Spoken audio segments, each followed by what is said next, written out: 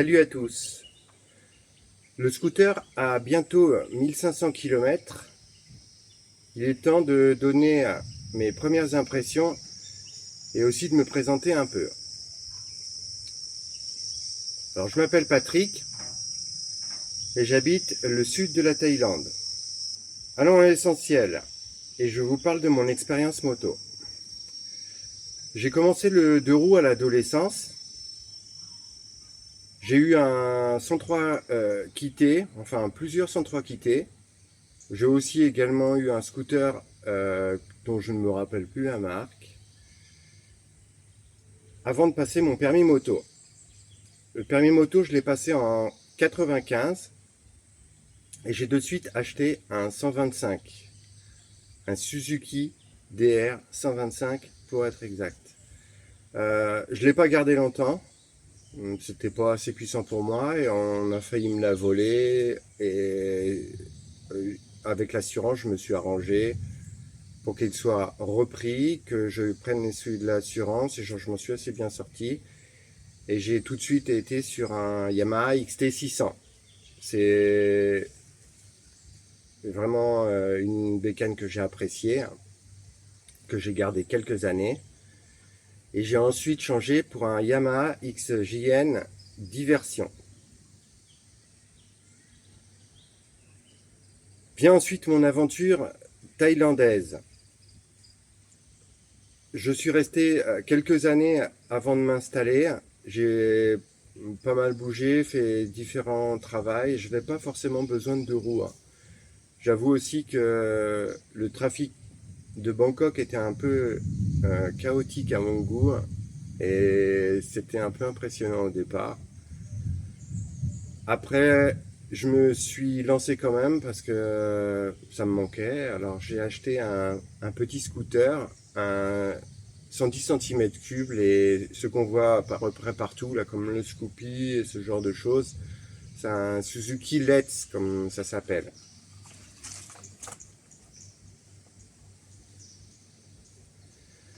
Donc ce scooter, je l'ai toujours. Ça fait plus de 10 ans que je l'ai. Et maintenant, c'est ma femme qui s'en sert, et mes enfants. Enfin, ils s'en servaient l'année dernière pour aller à l'école.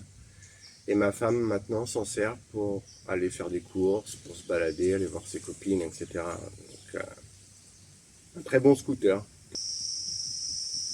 Donc, dans mon arrivée ici en campagne, étant donné que j'habite dans un endroit où la route n'est pas forcément très bonne, j'ai acheté un Honda CRF 300L.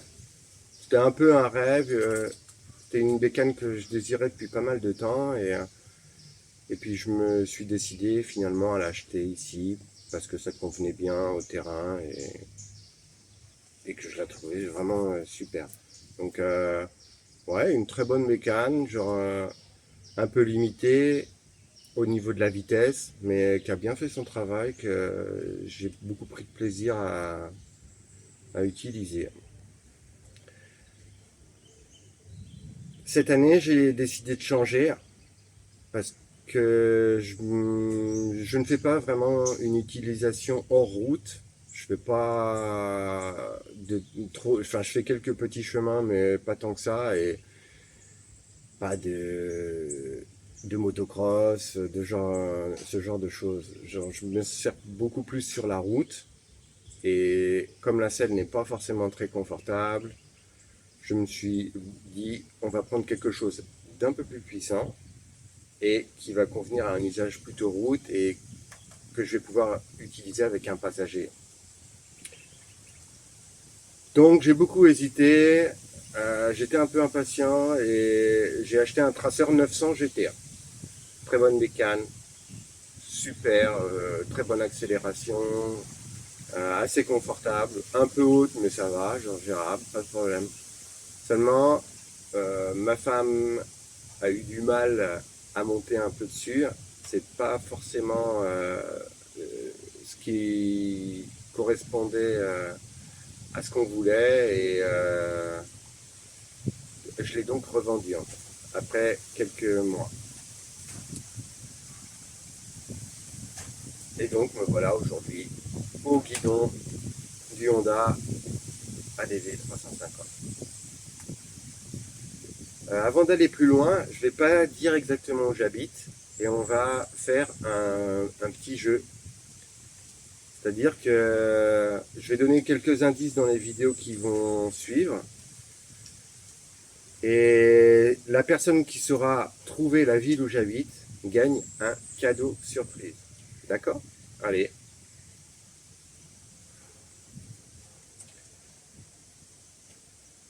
Nous sommes donc à presque 1500 km sur cette ADV 350. 1500 km que j'ai fait en à peu près un mois en fait.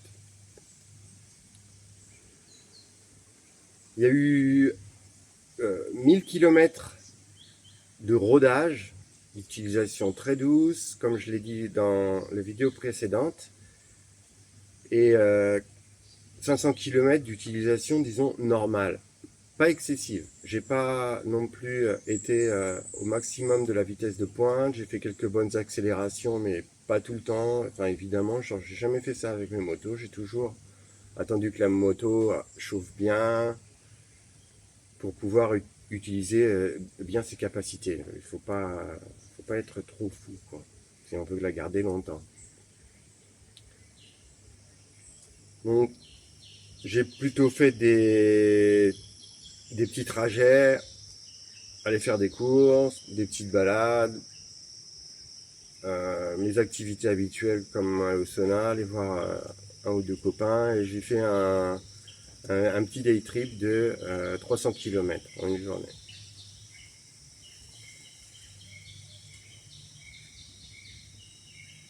La consommation moyenne est encore meilleure que ce que j'imaginais. Je veux revenir sur ce que j'avais dit dans une vidéo précédente où j'avais parlé de la consommation moyenne qu'il y avait pendant le rodage et je m'attendais à une conso d'à peu près 25 km par litre. En fait, c'est vachement mieux que ça.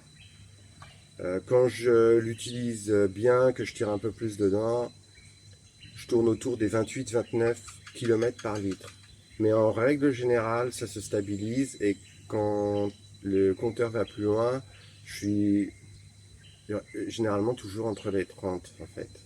À chaque fois que j'ai fait un plein, c'est toujours terminé dans les 29, 30 ou 31 km par litre. Donc autant dire, après le Tracer 900, ça change. J'étais, je crois, à 17, 19. Bon, c'est vrai que je me suis fait plaisir avec. J'allumais bien, mais le, ce qui m'a aussi poussé à vendre ce Tracer, c'est comment dire, c'est pas quelque chose qui est très fluide à bas régime en fait. Donc je ne sais pas si c'était un problème de ECU, l'ordinateur de bord, mais quand j'étais à 40, 50 km, je savais vraiment jamais vraiment en quelle vitesse me mettre, c'était pas fluide et puis la consommation en fait genre, a fait que j'ai préféré aussi le vendre. Enfin voilà, c'est juste pour la comparaison avec les deux consommations. Alors à part l'économie, les autres points forts que j'ai notés, alors il y a d'abord le confort. Le siège il est bien large, il est suffisamment moelleux, il est impeccable pour un trajet de 2-3 heures comme j'ai pu faire durant mon day trip. J'imagine qu'en faisant des pauses, évidemment, il faut s'arrêter souvent, mais on peut rouler, je pense, toute une journée de façon vraiment assez confortable. Franchement, très très bien. Je mettrais 4 sur 5, franchement, sur le confort de la selle. La position, elle est bien optimisée. Elle n'est pas trop haute, elle n'est pas trop basse. Les pieds, ils sont bien posés. On a même la possibilité de les étendre un petit peu à l'avant, là, comme ça. Bon, j'ai plutôt courtes, mais je les étends pas complètement, mais on peut le mettre un peu sur le côté, et franchement ça fait du bien pour détendre, c'est vraiment bien confortable pour les jambes. Et cette visière que j'ai installée, elle fait vraiment bien son boulot, beaucoup mieux que l'autre truc qu'il y avait avant. Ça coupe bien du vent, on est bien en dessous, vraiment superbe.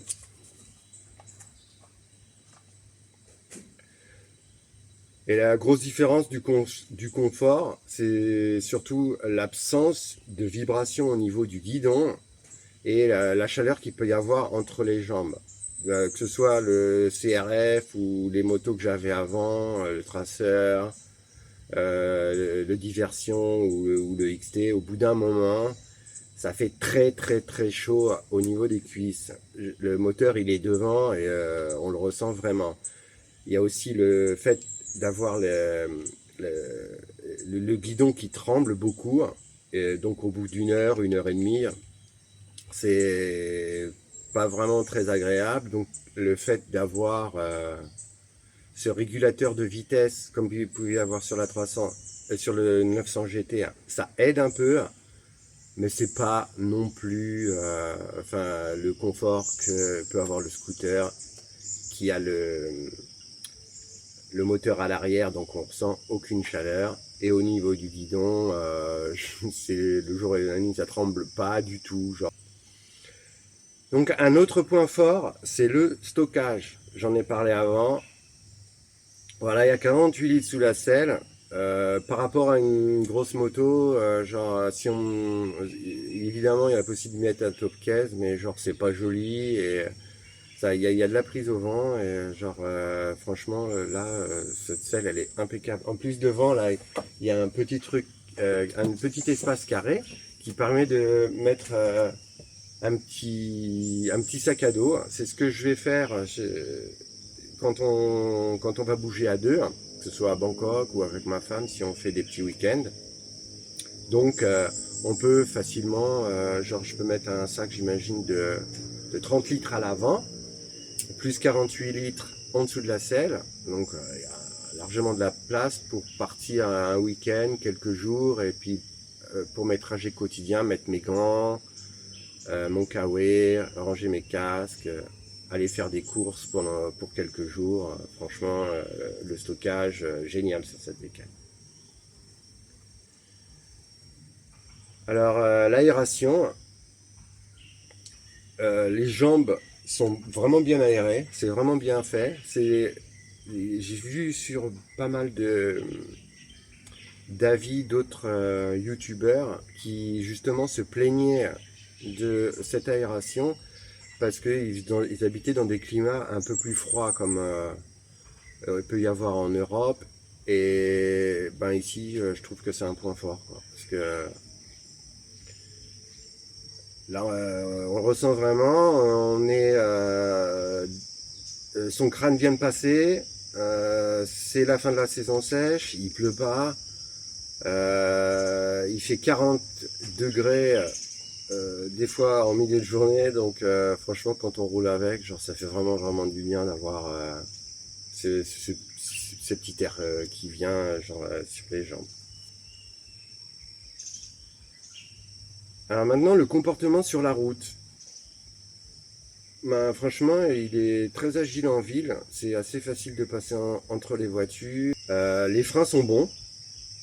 Il y a un petit point que j'ai trouvé un petit peu bizarre, c'est le fait que on peut pas déraper. Bon, évidemment, c'est pas comme le CRF et j'imagine que ça doit venir du fait qu'il y a un ABS ou un contrôle du frein à l'intérieur, mais on peut pas faire ce genre de dérapage. J'ai essayé, ça fait un petit truc un peu bizarre, mais le ressenti est vraiment bon quand on fait un dosage doux, même un peu plus médium. Ça s'arrête bien, les freins sont bons, pas de problème. Alors le comportement, il est très stable quand on va sur de la route. On peut tenir les 100, 120 km de vitesse de croisière de façon très agréable et très confortable. ça prend, la bulle fait bien l'effet, ça prend pas trop le vent, il y a une bonne aération et genre il tient très bien la route. Prend des virages à 90, 100, voilà, pas de surprise, pas rien de spécial à noter. Franchement, bien, très bien.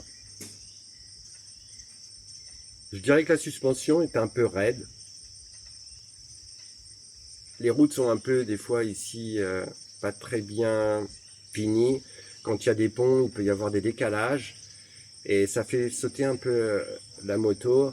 Mais, ou alors sur les ronds-points, sur les dos d'âne, ce genre de choses, il y a des fois, enfin, j'avais l'habitude du CRF où genre, je m'arrêtais pas, où genre, j'avais jamais ce genre de soucis.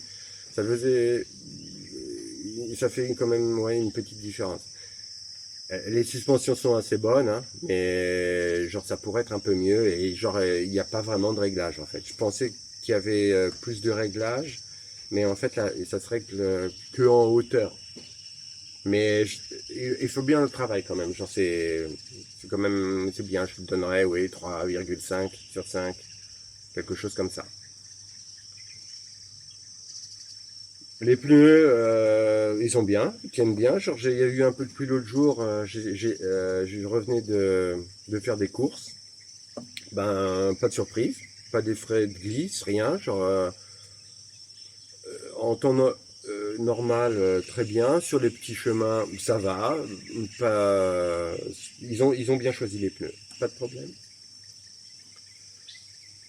Donc, le résumé que je peux faire, c'est que, en gros, tu roules presque aussi vite qu'une moto, genre en moyenne. C'est-à-dire que oui, il n'y a pas ces accélérations à 180 qu'on peut avoir sur des 750, sur les 1000. Mais quand il y a beaucoup de petites routes et en ville, genre quand on fait du entre 50 et 90, franchement, il se comporte aussi bien qu'une moto. Et l'avantage, le gros avantage, c'est que tu te gares comme un 125, genre tu peux monter un petit peu sur les trottoirs, genre ça se manie très bien, le poids est réparti en bas, donc ça te paraît beaucoup plus léger qu'une autre moto qui peut faire à peu près le même poids. Donc les points un peu limites maintenant. Alors, j'en vois pas beaucoup, hein, honnêtement. Je dirais la puissance. Ouais, la puissance. Mais on va régler ça et on va essayer de changer les petites billes qui sont à l'intérieur du variateur, je crois. Je suis pas un pro, hein, mais j'ai entendu que c'était faisable. C'est-à-dire qu'on peut changer mettre des billes qui ont un poids un peu plus léger, ce qui va favoriser un peu l'accélération et apparemment même aussi la consommation d'essence. Donc ça va être la prochaine modification qu'on va faire. Je vais peut-être le faire à Bangkok, je le ferai faire par quelqu'un. Je vais en profiter que j'emmène mon fils au début du mois de mai. On va passer 3-4 jours sur place et je le ferai à ce moment-là en fait. Donc la puissance, on va régler le problème. Voilà, donc la puissance elle joue sur le fait que c'est limite un peu suffisant quand on est tout seul, mais quand j'ai essayé de monter avec mon fils ou ma femme, oui bon, genre c'est pas, ça pourrait être mieux en fait, hein, d'accord, on est d'accord, mais ça reste un 350, hein, genre évidemment il faut genre savoir que enfin il faut que je me réhabitue et me dire voilà genre c'est pas un 900 voilà. Il y a aussi le fait que c'est présenté comme un truc aventure ou quoi que ce soit, mais voilà genre au niveau des suspensions, des roues, la garde au sol, ça garde le nom de aventure, mais on va pas non plus faire des sauts avec ou monter genre une grosse pente pour aller sur le col de je sais pas quoi, là, genre, ça marchera pas, hein, évidemment. Un truc, ça reste juste, là, le truc aventure, c'est juste le look. On est d'accord. Donc voilà, genre, après pratiquement 1500 km, mes premières impressions, elles sont bonnes, très bonnes même, je suis convaincu. C'est un scooter qui est vraiment capable. Franchement, c'est un super bon compromis. Et pour finir, ce que je vais dire, c'est ce que j'apprécie surtout, c'est le fait de tourner la clé. Enfin, tourner la clé, on va dire ce qui est, parce qu'en plus c'est une clé électronique, donc il suffit d'avoir dans la poche, il n'y a plus besoin de tourner, de faire ce truc. Mais genre, avant, quand je montais sur la moto, CRF, les autres que j'ai avant, faut mettre les chaussures, le blouson, le pantalon, les gants, ça prend du temps, c'est une aventure. Et là, bon, honnêtement, bon, c'est vrai que normalement, il faudrait le faire, même avec un scooter, je suis d'accord. Mais ici, faire tout ça alors qu'il fait très chaud et quand tu fais attention, tu vas doucement, genre voilà, genre je reste en tongs, je garde mon t-shirt, je suis en short. Je fais 3-4 km pour aller acheter une bricole et tout, c'est bon, ça suffit quoi, genre c'est super agréable ça, genre tu montes, voilà, hop, salut, t'es parti. Hein. Le fait aussi, surtout le fait du poids, c'est super facile à manipuler, hein. Genre je l'ai dit avant, mais genre c'est vraiment quelque chose qui m'a convaincu. Hein.